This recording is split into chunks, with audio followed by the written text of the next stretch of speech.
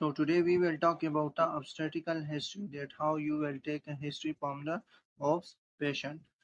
So the steps involved in the history taking are biodata, cheap complaints, history of presenting illness, past obstetrical history, menstrual history, systemic history, past medical history, past surgical history, past drug history, allergy history, vaccination status, family history, socio-economic history, and the personal history.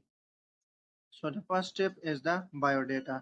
And biodata ask about the name of the patient, age of the patient, husband name, occupation of the patient, and the husband occupation also. Also ask about the marital status, time of marriage, address of the patient, date of admission, time of admission, and the mood of admission, whether she is admitted to OPD or emergency. Similarly, also ask about the LMP, which is the first day of the last menstrual period. Also ask about the gravida and the para. Gravida means the total number of time the uterus get pregnant, including the current pregnancy also. Whereas the para is the number of live births or stillbirth after the period of viability, and the period of viability is 24 weeks. Let's suppose if a female is pregnant for the fourth time and she has three live children, so her gravida is 4 and para is 3. But if a pregnant woman of 12 weeks period of gestation with 3 child and 1 miscarriage. So as she is a 3 live child and 1 miscarriage, and now she is pregnant, so her gravida is 5 but 3 live children, so her para is 3 and 1 miscarriage. So she is gravida 5 para 3 plus 1. The next step is the chief complaints. So chief complaints are the symptoms due to which the patient present to the hospital, and they are written in the patient own words and mention the time duration of each symptom, and write these chief complaints in chronological order, means they start from the older one and write the new one in the last. The common obstetrical complaints are, first one is the patient presented with the gestational amenorrhea of 23 weeks with a lower back pain from 1 day and the vaginal leak since morning. So these complaints are written in the chronological order. So the next one is the antenatal history. Antenatal history means the trimester-wise history. And first trimester ask about the LMP, which is the first day of the last menstrual period, and also ask whether the pregnancy was planned or unplanned, and it was confirmed to the urine pregnancy test or ultrasound. And also ask about any prior visit, antenatal visit to the hospital during the first trimester, and any baseline investigations that were done like CBC, RBC, urine, RE, blood group and its reports, and also ask about whether she has taken folic acid supplements or not in the first trimester, and also ask about any history of vaginal bleed present, and similarly also ask about history of fever, rash or discharge in the first trimester, and also ask whether her viral profile like HBS, HCV and HIV is done or not, and similarly also ask about any history of chronic disease like hypertension and diabetes in the patient. In the second trimester history, ask about the fetal movements, whether a mother is feeling the fetal movements or not. Normally, the fetal movements are felt at 18 to 20 weeks after gestation, and also ask about the iron supplements taken or not. Similarly, also ask about the TT vaccination done or not in the second trimester. Also ask about the antenatal visits done or not, and similarly ask about the ultrasound scan done or not, and similarly also ask about the anomaly scan done in the second trimester.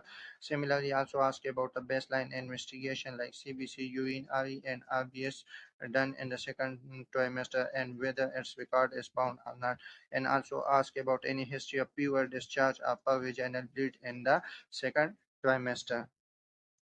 And third trimester ask about the number of the fetal movements felt, and similarly also ask about the anomaly scan done, the growth scan done or not in the third trimester. Also ask about the baseline investigation like CBC, RBS and urine are done in the third trimester and its record. Also ask about any signs of labor birth pain and vaginal leak in the third trimester, and similarly also ask about antenatal visits, number of antenatal visits done in the third trimester, and ask about the blood pressure, weight, bundle height, and the fetal heart rate monitoring from the patient.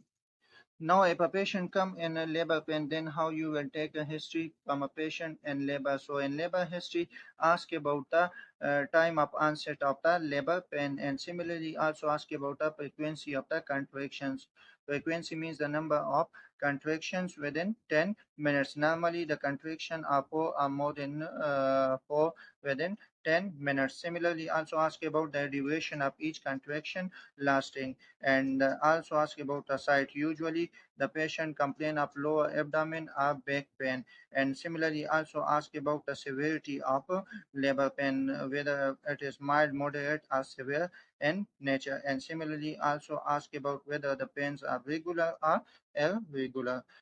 And if there is a PV leak present along with the labor pain, then ask about when did the PV leak start, the amount of fluid leak, and did the PV leak was continuous or not. Similarly, also ask about the smell and the color of the fluid. If the color of the fluid is greenish color, it indicates that the baby has passed some meconium inside, and which represent the fetal distress. And similarly, also ask about any blood present in the PV leak. Similarly, also ask about the fetal movements, so whether they are increased or decreased during the labor pain. Also ask about any history of prior visit to the hospital for the labor pain. Also ask about any investigation done and its record present or not. And also ask about a previous history of labor if she is multiparous woman, and also ask about the trimester wise history also. So the next one is the post C-section history, that how you will take a history from post of C-section patient. It includes both the mother history and the baby history. So start the mother history is, let's suppose it is the first or second post of day of C-section with any active complaint present or not. If there is any complaint present after surgery, then elaborate that complaint and detail, and the common complaints include pain, bleeding, and the fever. Similarly, ask about the type of C-section. Was it elective or emergency C-section? Similarly, also ask about the cause of the C-section, and also ask whether the mother is mobilized or not, and whether the patient is still catheterized or not, and the vein is placed or not, and also ask about the bowel and the bladder history, means that whether the patient is passed stool and urine or not, and similarly also ask about whether she had taken food or not, or still she is nil per mouth. And baby history, ask about the baby status, whether the baby is alive or dead, and also ask about the cry, whether the cry was normal, immediate, or delay. Similarly, ask about the ABGA score at 1 minute and the 5 minute, and then at 10 minutes. And also ask about whether the baby is breastfed or not, and ask about the weight. The normal weight of the baby is 3 to 3.5 kilogram. And ask about the vaccination done, like BCG vaccine, hepatitis B vaccine, and the all polio vaccines which are given at birth. And similarly, also ask about whether the baby has passed urine and meconium are not. In a past obstetrical history, ask about the parity. Parity is the number of live birth or stillbirth after the period of viability, and ask about the number of male and female child and the age of each child. And similarly, also ask about the history of labor in the prior pregnancy. Also ask about the mode of delivery, whether they are NVDs or the C-section. Similarly, ask about the place of delivery, whether the delivery are hospital delivery or home delivery. Also ask about the period of gestation, whether all the child are full term or there is any history of preterm pregnancy. Similarly, ask about any complication uh, during pregnancy or after the pregnancy. Similarly, ask about the baby status, whether the baby is alive or dead. Also ask about whether the babies are breastfed or not, and ask about the cry, whether the cry are normal, immediate, or delay. And similarly, also ask about the vaccination status and the weight of the baby at birth, whether the weight was normal at birth or not. In the menstrual history, ask about the age of menarche. Menarche is the first menstrual cycle. Also ask about the LMP. LMP is the first day of the last menstrual cycle. Similarly, also ask about the average duration of the cycle plus number of bleeding days. Let's suppose a patient having a 5 bleeding days with an average cycle duration of 28 days. And also ask about whether the cycles are regular or irregular. Also ask about the flow, whether the flow is menstrual flow is normal or heavy. Heavy means that a blood loss of more than 85 ml, and whether the clots are present and the menstrual blood are not. And also ask about a number of pairs she changes per day.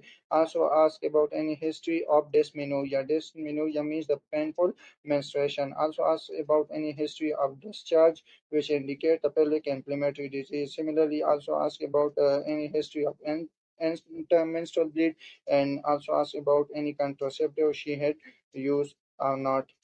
So next one is the systemic history. In systemic history, the first one is CNS history. In CNS history, ask about any history of headache, dizziness, weakness, abnormal movements, loss of consciousness, pets history, and any change in the behavior.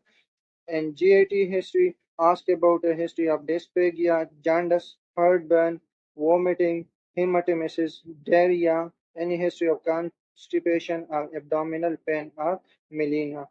In cardiopulmonary history, ask about a history of cough, dyspnea, hemoptysis, chest pain, palpitation, syncope, and cyanosis. And genital history, ask about any history of dysuria, vaginal discharge, ask about urinary frequency, urgency, hesitancy, burning maturation, any history of hematuria or per vaginal bleed. And skin and musculoskeletal system history, ask about history of skin rash, any history of ulcer, pigmentation in the skin, body aches, and muscle pain or joints pain. Next one is the hospital course. So in hospital course, ask about any investigation done, any medication prescribed, any intervention done, or any improvement seen in the symptoms. In family history, ask about any history of chronic disease running in the family, like history of diabetes, mellitus, or hypertension.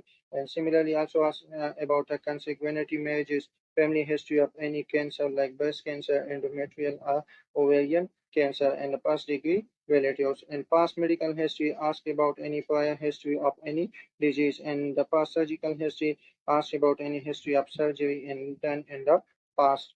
Next one is the immunization history. So in immunization history, ask about the vaccination status of the patient. And next is the drugs and the allergic history. In drug history, ask about the history of long-term or short-term medication she is taking, and also ask about the dosage of this medication. And similarly, also ask about any history of allergy to medication. And socioeconomic history, ask about the patient occupation, living conditions, number of earners, number of family members, own house or rented house, and also ask about the water supply. In personal history, ask about any history of addiction, ask about the bowel habits, and similarly also ask about the sleep patterns, and also ask about any social problem. At the end, say thanks to the patient. So it was all about the obstetrical history.